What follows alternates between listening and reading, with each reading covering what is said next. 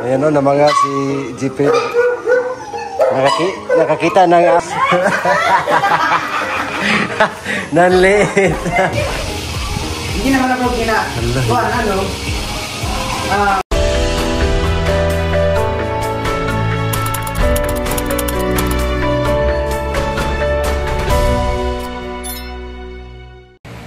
Ayan, good morning mga kababayan. At nandito kami ngayon. Ayan, kasama namin si Nanay at si Jeffrey. Kinakabahan ako, kapon lang.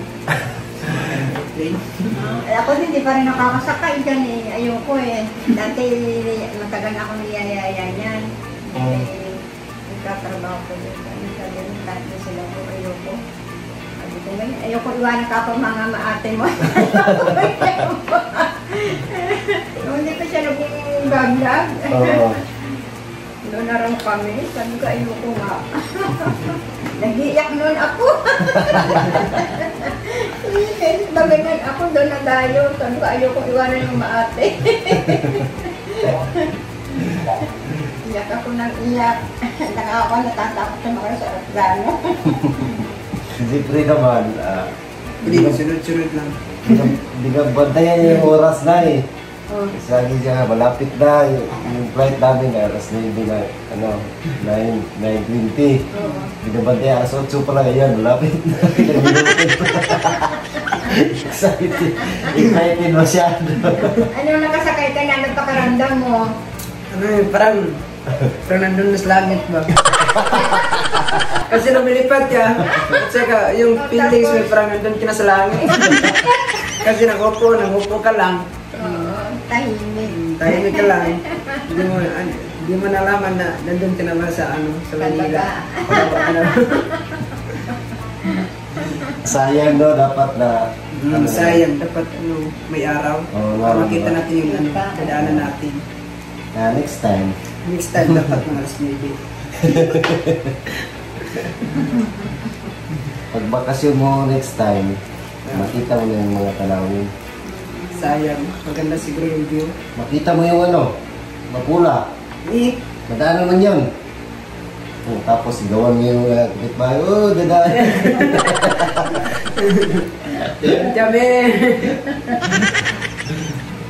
Tapos, ano sabi ng mga, doon, yung mga klase mo? Doon sa amin? Sinabi? Pagdadaan daw yung Rukano. Mga style kapag mayroon ng airplane na dadaan dun sa amin, ng alas 9, hindi na alam na nila nga ako yun ang sumakay dyan. Mayapat na doon, may dumaang aeroplano, ikaw na yun. Sabi nga, Jeff! Bye, Jeff! Sa Manila ka na! Sana, hindi mo kami malimutan. Ang galing na alam pa mag-lalo ng Tagalog. Ba't masanay ka na talagang Tagalog yun? Oo, tanong sila Maylin tsaka si Russell. Kita mo sila ngayon, pupunta yun dito. Nakikita mo sila. Mga gandang mga bata yun, mga estudyante. Ganda na si Russell, ang Magkaparehas kayo na salita. Waro.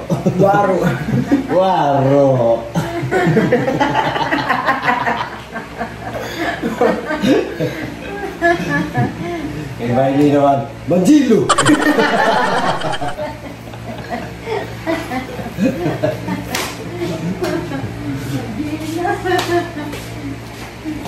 Astig kasi magsalita si si Maylin.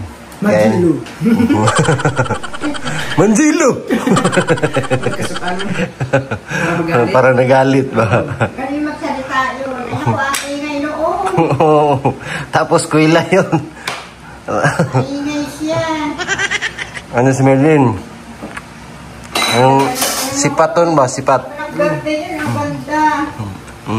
Nakita ko sa picture niya. Ang ganda, oh. Photoshoot. Ang ganda. Walang filter. Kita mo sa doon nagpinost ni Sir Paul. Ganda ng gown na. Yung sa personal, hindi pa. Pero sa picture, kita mo. Pag nandito na yung apat na Mariang yun, pag hindi pa ako nakakaluto, dito yung aking pamangkin ay umuwi. Umuwi yung probinsya sa amin. Ako nagdusa sa amin na sila. Nagwawalis, nagpupunas. Kaya ka na pinagbawal talaga nila. Maalam na sila. Lalo na sinilita, ang laki na pinagbawal. Kaya na nakakaawa. Kaawang ano kung uuwi si Ninita. Umuwi na? Wala kasing ano siya, hanggang late ang gusto nila. Late development ng ano yun na no?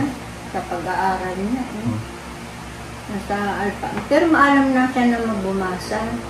Ngayon ano na, improvement na. Siya. Ang pag-hotel ka, hindi mo nabibigla ang kay gender lang. Nasirigal mo. Pero maalam na. Ulit-ulitin mo. Kaya hindi na pinapaasak yun.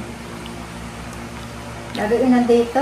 Minsan araw-araw yun nandito dahil dito ng ano yung hatid na nilat na. Kasi susingin yun na kaso.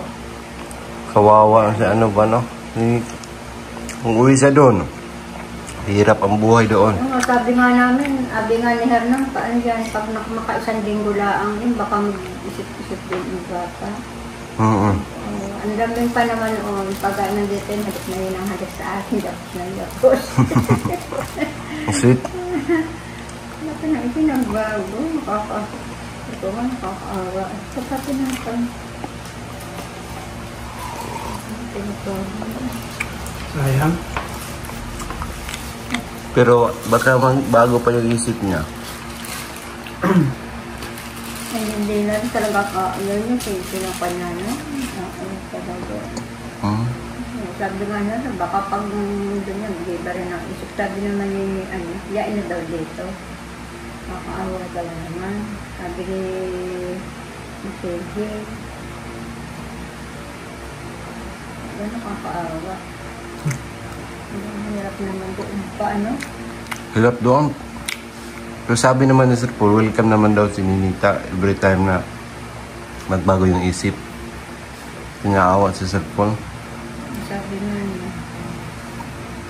Nagsisipag siya talaga. Hindi ka na pinagbago. Dapat niya mag-isip siya kung ano ang para sa saka yung yung lahat ng dun sa province namin, kinakain namin yung saging, kamote, balanghoy, karlang, saging, at saka iba pa. Yung ganito, hindi kayo nakaranas ng ganito, no?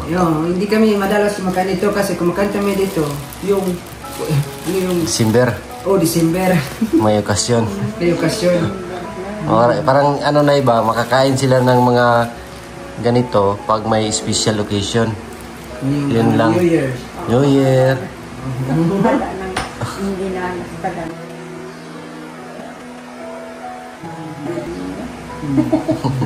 Yung binagdag LPG, ako iyak din lang.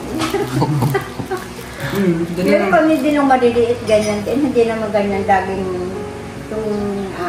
naranasan din namin yan.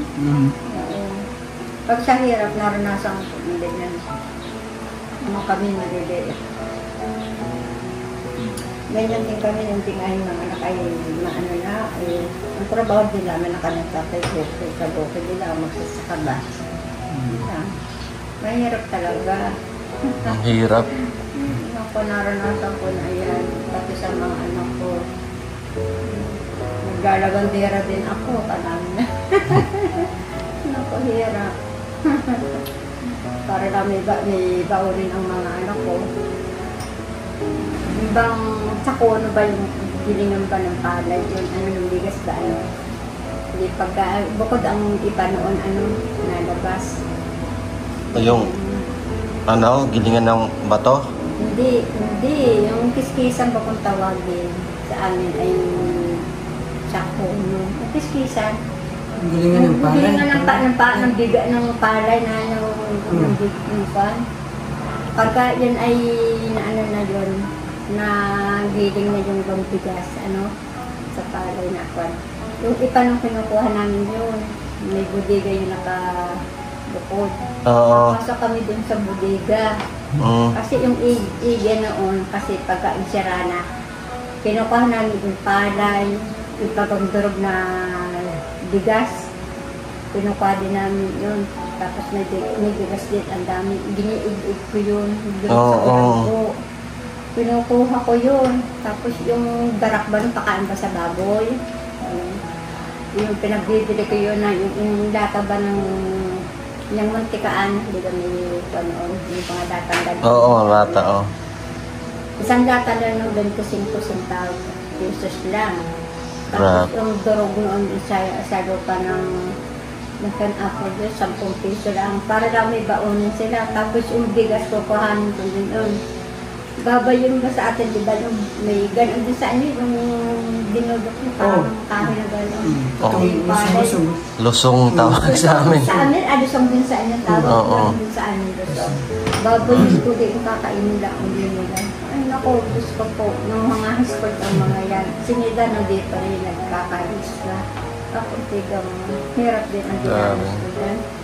Kaya nung in-interview ako ni Lord Henry, ako'y nag-iiyak. Sabi ko, mahal na, ayoko na. Nag-iiyak yung aking mga anak, siguro pinupunto. Hindi, lalo na kayo laang, mas lalo din ako, mahirap din naranasan ko. Lalo nung namatay na nga kanyang tatay. Hirap. Hirap. Ganun ba, napagtagaan pa din yung aking mga anak. Laban lang. Pag hinaan ka ng loob, ano mangyayari sa buhay. Ako, iniisip-isip ko din ngayon, hindi ko akalain na parang panaginip lang. Ang buhay namin, hindi ko akalain na nagalito na aming buhay. Dahil si Ford ay kailangan na asa yung daga kong anak na nag-aaral. Pero nagtutunong-tunong din naman silang magkakapatid sa pag-aaral niya si Unyo. At saka nga naman si Lorky. Pakuntigang hirap, pakunti-pating daw ang may kukwang ko. Ako nang iyak, nanawamatay nga kanya tatay. Kasi nga, nag-a-iskindi ka ng ate yun, natulog ako pag-a-iskindi. Limang tindahan yung nirarasyonan ko dito sa Landayan. Hirap talaga. Pero bigla lang ng trabaho. Pero bigla lang naging ganito na, no? Oo. Hindi talaga natin na alam, no, yung ano. Tapos kasi sinasabi parang hindi na panaginip, talagang totoo na. Oo, parang sabi nila saan, totoo na yan. Yung biyaya talaga ng Panginoon, hindi mo alam kung kailan darating. Biglaan lang. Ayan na, ano ka na lang, ayan na pala. Hindi naman yung basta hihiling ka na sa Panginoon Diyos andyan na agad. Ano na yung tuntikot sa kanya ni pati yung pagsubok. Sinusubukan pa kung kakayanin mo. Nadating sa iyong buhay. Pero si Sir Paul, napaka-humble pa rin. Oo. Ang bait niya. Ang bait. Bata pa yan, mabait yan. Hindi nakikipagbarkada. Yung batang yan. Ang kabumait niyan sa ngayon. Kakain pa rin ng kamote. Doon sa... Doon tayo? Doon sa amin. Inyo, ano pa yan sa kaldero, titingnan yung niluto mo, tapos hindi yan maarte. Kanina yan. Yung ang kamote, pagkakakain, bawa isang gatang ang aming isasaing. Tatagtarin ko yan ng maliliit, ha? Isasama ko yun dun sa bigas para laan dumami. Yung tawag yung kamote, yung karilang ganyan, para laan dumami yun. Para pag magkasya lang na yun, no? Magkasya lang sa... Magkasya lang, ay ilan yung ahing anak, ay siyam yung ahing anak. Ang dami kong anak. Namo. Hirap ng buhay. Ilawa na yung Diyos, maluwan na ang ahing anak. Kaya kahihilang kita ko sa Panginoon ng Diyos. Ganyan. Hindi yung basta yung hiling ka ay dadating agad yan sa amin, hindi pa.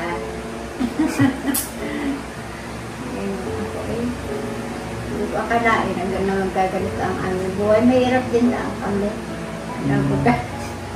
Ako din eh. Hindi Kaya, ko na in-expected na ganito pala ang nangyari sa buhay ko. Ako'y nag-iyak na lahat pagka yung ay natupat ako sa amin. Hindi ko akalain na ganito dumating sa amin buhay. Kaya pag yung nagtatanong, ay lang ako na nga daw. Hindi pa rin ako nakanagan o na ngayon. Pari-pari wala ang kakatayin. Nagdaan sagot ko sa kanila. Pantay-pantay. Hindi ko kami mayaman.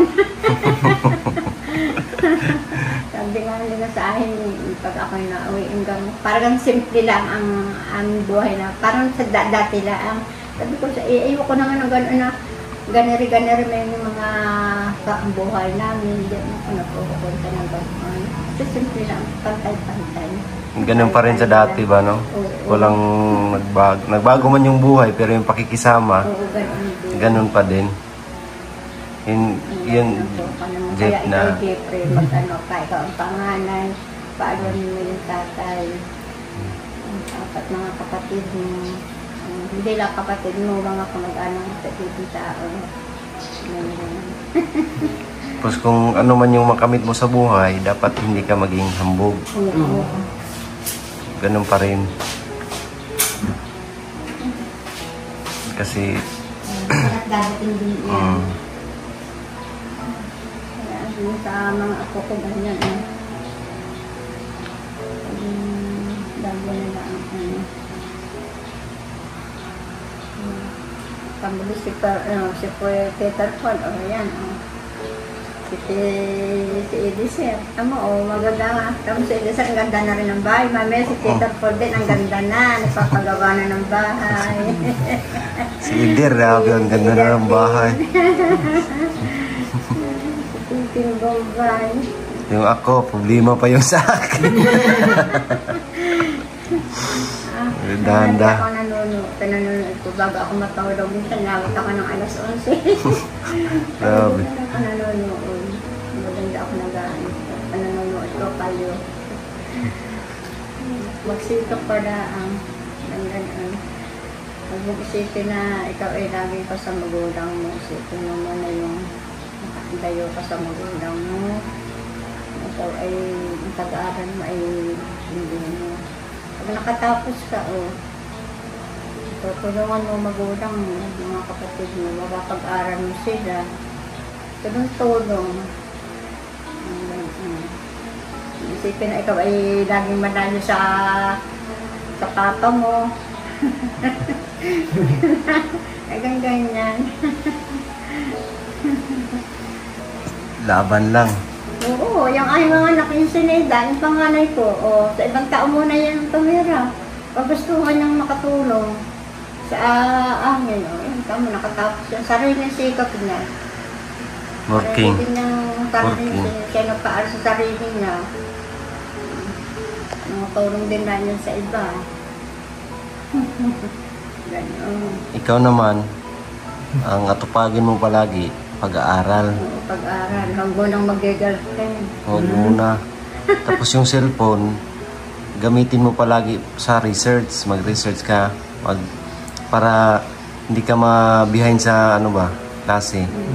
Dapat i-research mo yung mga kinakailangan.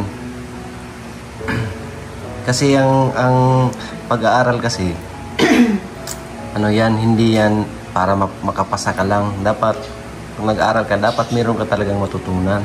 Maintindihan.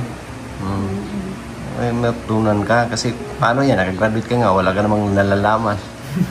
Kasi yung mo, hanggang ayos lang to, basta makapasa lang. Hindi dapat ganun para yung pinag-aralan mo, magagamit mo in the future. Talagang nagsisikap ka. With experience. Yung experience after na yon. Experience sa pag-aaral mo. Ganito pala yung pag-aaral tayo ng college. Iba yun sa senior at saka junior. Iba yun. Iba yun. Iba ang college. Iba yun. Mas mahirap ang college. Kasi skill yan yung college. Hindi yan skill. Pag-aralan mo yan, pag-aralan mo. Hindi mo isipin yung mahirap yung kaya mo yan. Huwag mo isipin na mahirap. Oo, yun, huwag mo isipin. Kaya mo yan. Kaya nga, yung kung may ano ka, yung kung may hindi ka, yung hindi mo naintindihan ba, search mo, lagi mong ano, tapos lagi kang magbasa sa mga hindi yung Facebook, chat sa mga research talaga. Punta sa YouTube, research. Anong kailangan?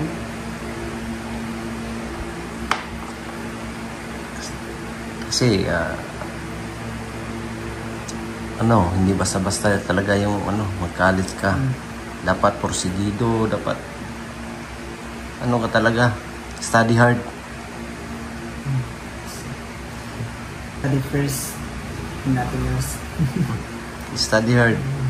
Yan. Bago ang lahat, study mo na. Malay mo, magiging magiging cum laude. Oo. Basta magsikap ka, walang imposible yan. Basta magsikap ka, pag nakuha mo yan, pagka-graduate mo, meron ka na talagang trabaho nag-abang. Yung trabaho ng sa'yo, maghahanap sa'yo, hindi na ikaw yung maghanap ng trabaho. Sila na yung maghanap. Kukunin ka na lang. Basta matalino ka, ikaw na yung kukunin. 4 years? Malapit lang. Madali Madali lang. lang yan po. Patataon. Ito mo si Batidoy. Third year na. Third year college na siya. Ang dali lang. Ilang pa lang. Nalaan yung binablog yun, Kailan lang yun? Yung sara-sara pa bahay din nila. Dalawa sila. Mag-ina. Mag-ina. Ano yan na yung isang niyang anak? Yung naiwan o yung... Hindi yung kasama din niya. Parang grade 11 yata. Ayun, din pala niya. Tatapos pala si Badida, ikaw nandun na rin siya, magka-college na. Magka-college na. Ayan.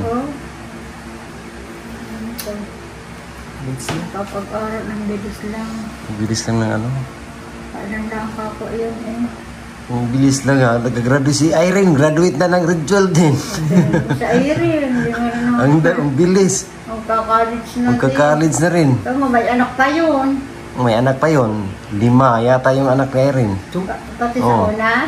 Pero nagsikap din siya. Pati sa una. Pero nagsikap siya. Uwi siya sa Davao. Hindi ko alam. Baka hindi ba. Siguro ang uwi ngayon. Kasi nagbakasyon na sila nung una. Sina Irene. Ngayon sila Erna ang uuwi. Si Erna, si Russell, si Mylene. Yan, si Ninita. Si Jeffrey, kagagaling lang to, hindi muna to magbakasyon. Kasi muna, kasi hindi ko nakita yung balaran namin. Next year ka, ikaw yung magbakasyon. Sayang.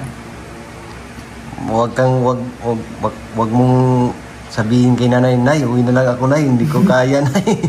Wag ganun, ha? Kaya mo yan.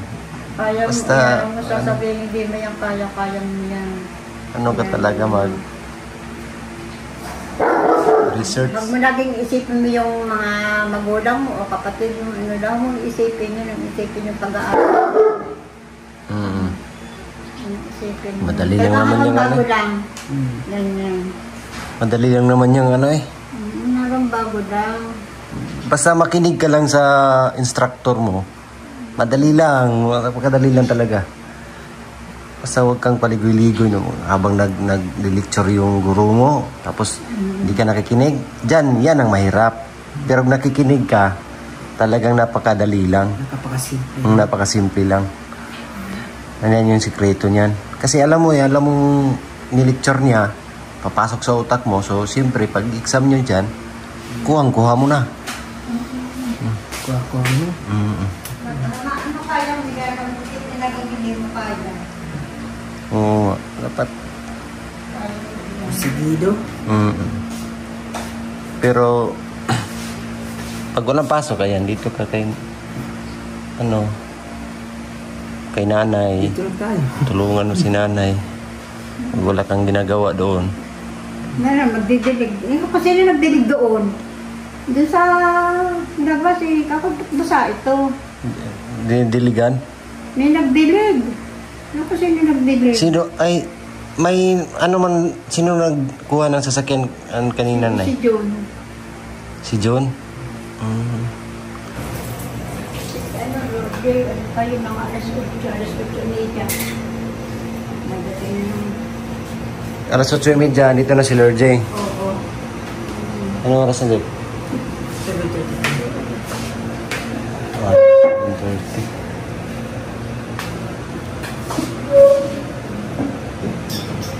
Alas 7 na, alis na rin dito. Alis na rin. Alis na. Ay, sige nyo, pinapapasok at may... Ang dalos yan. Hindi pinagagawa.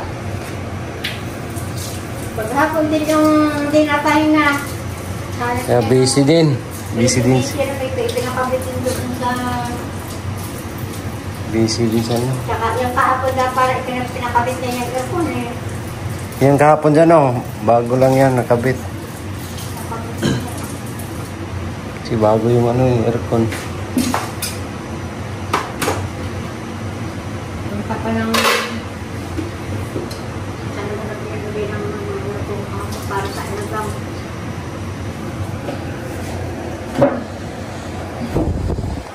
Ika lang, Jeff. Eh, marunong ka gumamit yan. Ha? Hindi kasi sa amin, Gatong. Gasol. Gasol bungas. Ganyan din sa amin, sa Mindoro.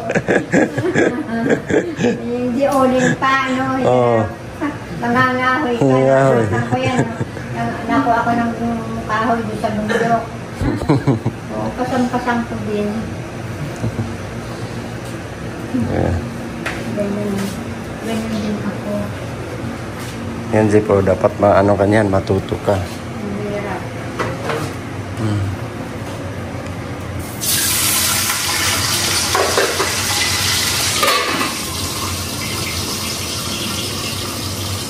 Ako na yan, Nay.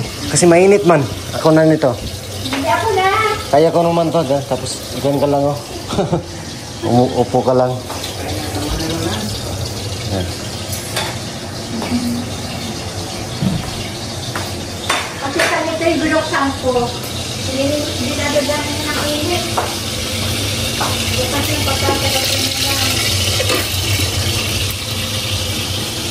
Hindi tawag dito, Jeff. Buksan mo dyan. Tapos, ganyan. Pag open, aapoy man yan. Ganito, example. Yan, naka-off. I-open mo, ganyan lang. Oh, tapos, pahinaan mo konti. Huwag mo masyadong malakas yung apoy. Para hindi madaling maano. Dito, Ayan, i-open mo lang. O sige na. Dito, yan o. Ito, ganyan mo lang. Konti lang, i-open mo. Tapos tapos mo magluto, isara mo uli. pag pag-open at saka mandar na yan. Ganyan lang. Okay na.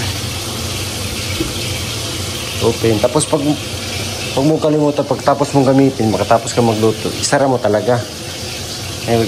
Kasi, delikado.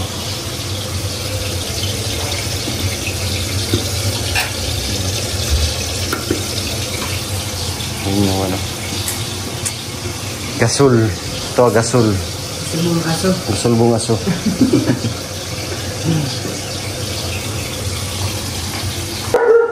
Ayan o, na mga si GP.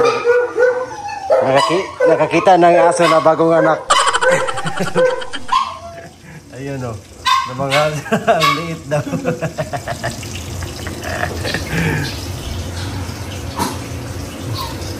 Liit na. Ayun o. Yan na, Jeep. Nandiyan na sila. At ka nahiya. Andito na sila, Ninita. Sila Maylin. At Russell. At ka nahiya. Ayan o. Oh, Maylin. Si Maylin. Ayun, nahiya siya. Waro. Ayan si Maylin. Taga ano to? Taga doon lang. Taga 24. Taga Damilag. Mag-bless ka. Mag-bless ka. God bless. Ito na si Jeffrey. Oh, may kuya na. May kuya na kayo. Ayan, Jeff. Sige na.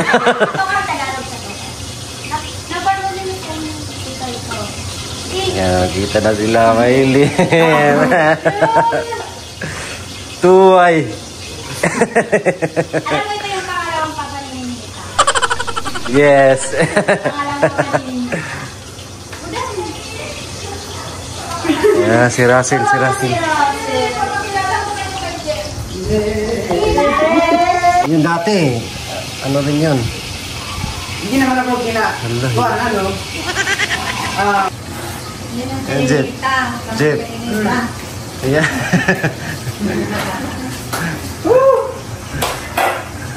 Sayang, hindi na-play pala yun, Jeff.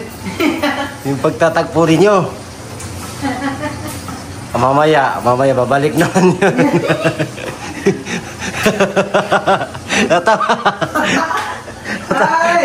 Natawa ako kay Jeffrey, nahiya siya. Nahiya yung ano namin, manok namin. Pero, ilang? Mamaya ka. Mamaya ka. Tingnan natin. Mamaya kita. Ay! Mamaya ka dyan. Oh. Ang gaganda ng ang gaganda nila, no? Na ano si Jeffrey ba, parang nanliit. Nanliit si Jeffrey.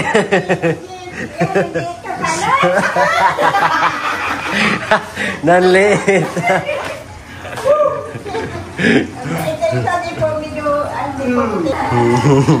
Sayang lang yung Jeff ba, hindi pala na-play yung camera ko kanina. Bastos. Dapat i-play mo kasi para malaman natin kung anong reaction niya. Mamaya. Pagkita niya kay Maylin, nanliit siya. Parang nahihiya siya talaga. Pagkakita niya kay Russell, lalong nanliit.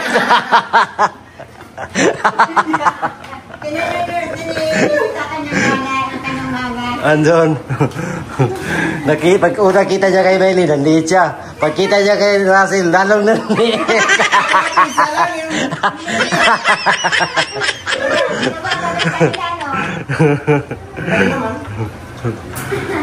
So, bawal yun niligawan, Jeff, ha? Ligawan. Ano yun? Ano ka talaga? Marami yung maganda sa amin, sila hindi ko niligawan, sila pa yung naligaw sa akin. Hindi ka rin, mahangin ka rin na. Si Jeffrey, parang electric fan. Mahangin. Sila pa yung, sabi niya, no, mga kita sir, kapag yung nasa Manila, one friends na yan. Siyempre, iba ganyan naman yung mga kaibigan. Pero, ayan, nanliit talaga. Nanliit ka talaga. Pinagpawisan siya. Pinagpapawisan.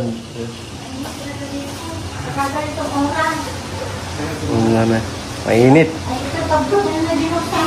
Ayan mga kababayan. So, ayan nga, nagkita-kita na yung mga scholar. So, sayang lang po. Kasi hindi na po yung video natin kanina. Kala ko na po nilagay na po natin sa gilid. Pero mamaya po, kuha na natin. Makikita pa naman ulit yung mga scholar. So, mamaya, ano tayo? Kuha na natin sila Jeffrey. Sina Maylin, sina Russell, at saka si Ninita. Yung kanilang tago. Kasing ano lang sila mga kababayan. Kasing lugar lang doon sa Pakibato. Si Maylin, si Ninita, at saka si Jeffrey. Pakibato din yung sa kanila mga kababayan. Si Russell yung naiba sa Agusan. So sa ngayon ay katapusin ko muna yung niluluto ko mga kababayan para makapag-agahan kami. Alis kami mamaya. Samahan ko sina Jeffrey dun sa kanyang school. So ayun lang mga kababayan, maraming salamat sa inyo na talaga nandito na si Jeffrey sa Manila. Love you all, God bless. Bye-bye.